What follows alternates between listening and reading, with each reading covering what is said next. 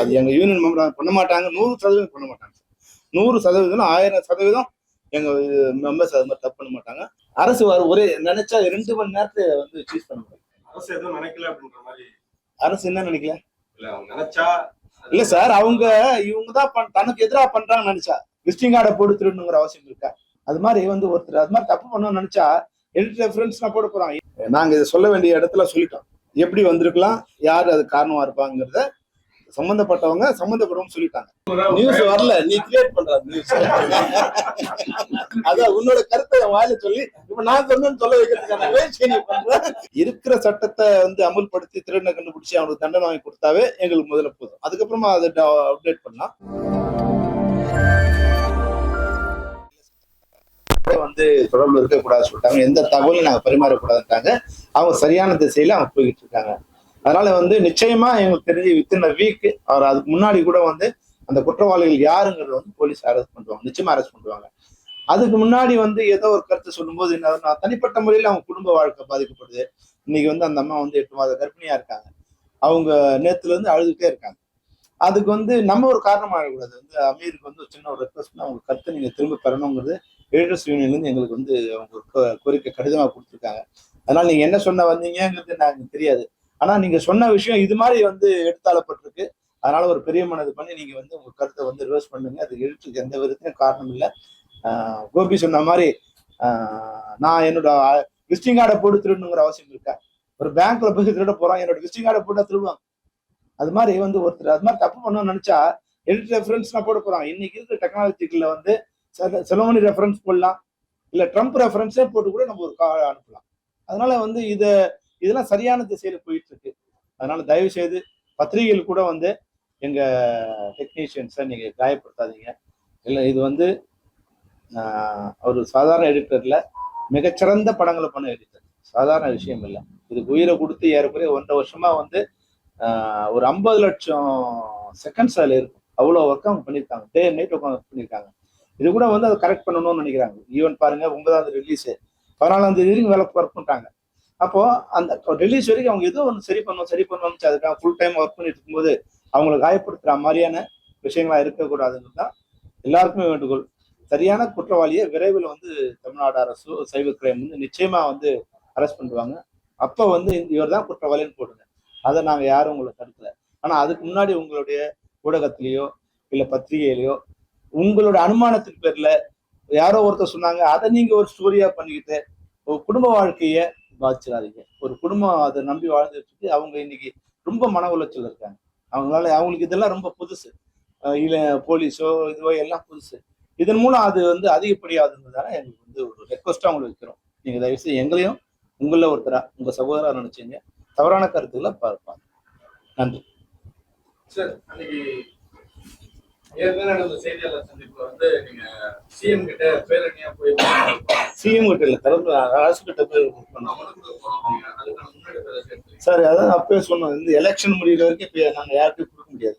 Election முடிஞ்சு புதிய அரசு வந்த பிறகுதான் நாங்க வந்து எங்களுடைய கோரிக்கை அதுக்கு நிச்சயமா அதுக்கான முன்னேற்பாடுலாம் நடந்துட்டு பேசியிருக்கோம். நேற்று கூட அதுக்கான இது எப்படி பண்ணலாம்னு பேசணும். எலெக்ஷன் முடிஞ்சு கவுண்டிங் முடிஞ்சு அரசு பதவியேற்ற உடனே முறைப்படி நாங்கள் ஒரு பேரணியா சென்று அவரை சந்திச்சு எங்களுடைய கோரிக்கை கொடுக்க முடியும். ஜனநாயகன் மீட்ல எல்லாரும் என்ன சொல்லுவாங்கன்னா வெளியே அரசியல் சக்தியோ வெளியே அளவு பண்ணல, கண்டிப்பா படக்குழு அவங்க சம்பந்தப்பட்டாலே நமக்கு வேலை பார்க்கறதுதான். அதான் இது என்னன்னா வெந்த பொண்ணுல வந்து வேல் பாய்ச்சுற மாதிரி தான். ஏற்கனவே எரியிற வீட்டுல வந்து பெட்ரோல் ஊத்துற மாதிரி யாராவது அது பண்ணுவாங்களா? இது வந்து 500 கோடி ரூபாய் அவங்ககிட்ட பணம் இருந்தா அந்த எலெக்ஷன் செலவு பண்ணி அதை இது பண்ண முடியுமா? இது வந்து 500 கோடி ரூபாய் தூக்கி இது போட்டு அதுக்கு ஒரு சிம்பத்தி வர முடியும் அப்படி நினைச்சா இப்போ அரசு ஒரே நினைச்சா 2 மணி நேரத்தை வந்து சீஸ் பண்ண முடியும். அரசு நினைச்சா இப்போ வந்து அரசியலாகி போயிடும். இப்போ யாரையும் அவங்கள பத்தி ஒரு தவறான ஒரு எங்கேயோ வந்து குஜராத்ல இருந்துட்டு இல்ல வந்து உத்தரப்பிரதேச இருந்துட்டு டெல்லியில இருந்துட்டு பெங்களூர்ல இருக்கிற வந்து ஒருத்தர் அரெஸ்ட் பண்றாங்க, எப்படி அரெஸ்ட் பண்றாங்க? அதனால அவங்க நினைச்சா அவங்களை எதிர்த்து தமிழ் திரைப்பட தயாரிப்பாளர் மூலமா இது நடந்ததுன்னா வித்தின் 24 ஹவர்ஸ்ல அரசு எதுவும் நினைக்கல அப்படின்ற மாதிரி. அரசு என்ன நினைக்கல? இல்ல அவங்க நினைச்சா இல்ல சார், இவங்க தான் தனக்கு எதிராக பண்றாங்கன்னு நினைச்சா தனக்கு எதிராக பண்றதை அவங்க நினைக்கலங்கிற. இதை பிடிக்க கூடாதுன்னு நினைக்கலன்னு நான் சொல்லல. நீ எப்பவுமே இன்பிட்வீன் லைன் ட்ரீட் பண்ணக்கூடாது. அரசு தனக்கு எதிராக தயாரிப்பாளர்கள் வந்து நடக்கிறாங்கன்னு நினைச்சதுன்னா 24 மணி நேரத்துல க்ளோஸ் பண்ணுவாங்க. 24 மணி நேரத்துல உண்மையான குற்றவாளிக்கு இது பண்ணுவாங்க.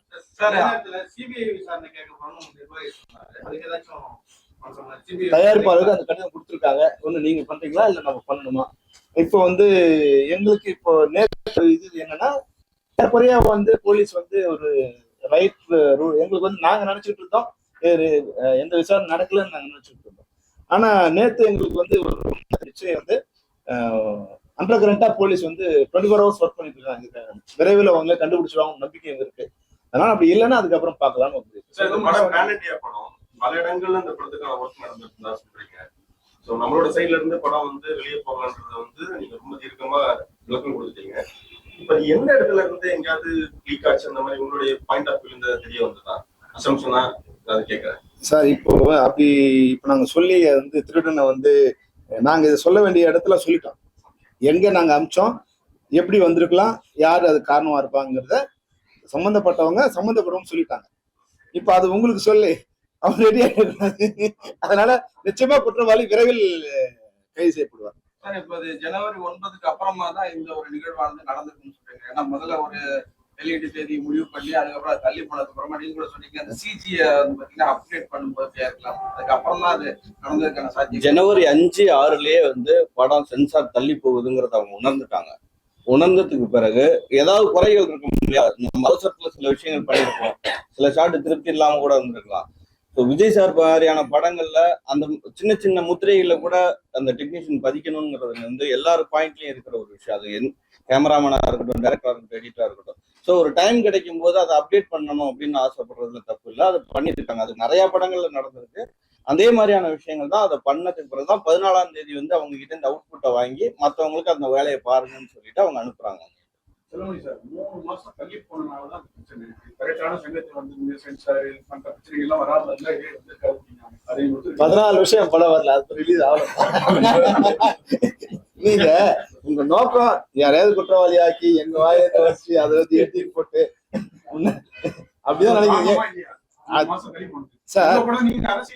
இல்ல சார், எப்பவுமே வந்து இது மட்டும் இல்ல, ஒரு வேல்யூபிளான ஒரு பொருள் வந்து பாதுகாப்பு இல்லாம இருக்கும்போதோ இல்ல ரொம்ப நாள் இது இருக்கும்போதோ அதை பாதுகாக்க வேண்டிய கட்டாயம் உண்டு. அது நம்மளால ரொம்ப நாள் ப்ரிசர்வ் பண்ண முடியாது. அது நிச்சயம் தான். 3 மாதம் அந்த நாள் தள்ள அதை கொஞ்சம் இப்போ நம்ம 100 தடவை வீட்டு விட்டு வெளியே போவோம், ஒரு தடவை போட்டாம போவோம். ஆனா திருடன் 100 தடவை வாஷ் பண்ணிட்டே இருப்பான்.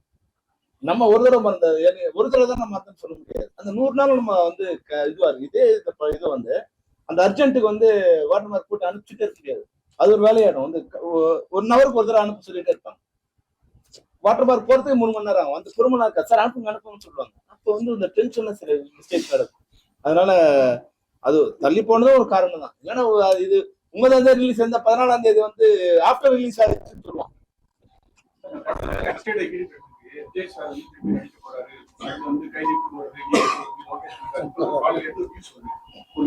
நியூஸ் வரல, நீ கிரியேட் பண்ற நியூஸ். அதான் உன்னோட கருத்தை வாயில சொல்லி இப்ப நான் சொன்னு சொல்ல வைக்கிறதுக்கான முயற்சி நீ பண்ற. அப்படிதான் எதுவும் அது மாதிரி எதுவுமே இல்லை சார். இப்ப டெக்ல இருந்து நம்ம எடுத்துக்கிட்டோம்னா டெக்கு நம்ம திருட்டு டிவிடி வந்தது, மெமரி கார்டுல காப்பி பண்ணாங்க. ஒவ்வொரு காலகட்டத்திலையும் பாத்தீங்கன்னா பைரசி கண்டிப்பா தொடர்ந்து நடந்துட்டு தான் இருக்கு. நம்ம இந்த மாதிரி சம்பவம் நடக்கும்போது மட்டும்தான் அது மேல கான்சன்ட்ரேட் பண்றோம். அதுக்கப்புறம் ஒன்றும் பெருசா அதை கண்டுக்கிற மாதிரி தெரியல.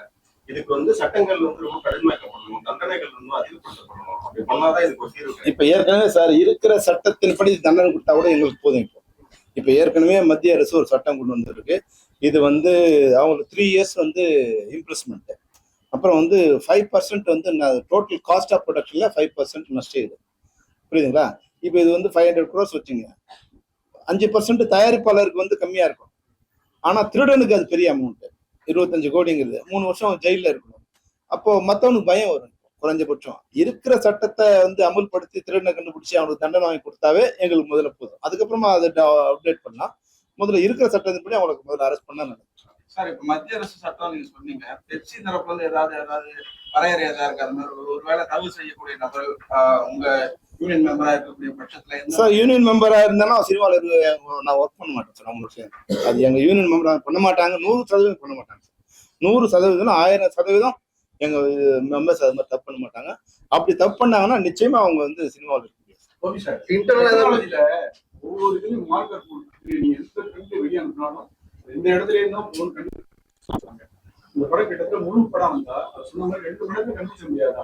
டெக்னாலஜி இந்த இடத்துல போனீங்க என்ன சொல்லி சார் இந்த இது வந்து total water mark sir. Water மார்க்கை வச்சு நீங்க கண்டுபிடிக்க முடியாது. நீங்க ஏதாவது ஸ்பெசிஃபிக்கா கியூப்ல கொடுக்குற மாதிரி ஏதாவது கியூஆர் நம்பர்ஸ் மாதிரி ஏதாவது நம்ம ஸ்பெசிஃபிக்கா இருந்துச்சுன்னா அது நடக்கும். இங்க வந்து நம்ம டெக்னீஷியன்ஸ்குள்ள அனுப்பிக்கிற அந்த பிரிண்ட்ல எல்லாம் அதை நாங்க யாருமே இம்ப்ளிமெண்ட் பண்ண மாட்டாங்க.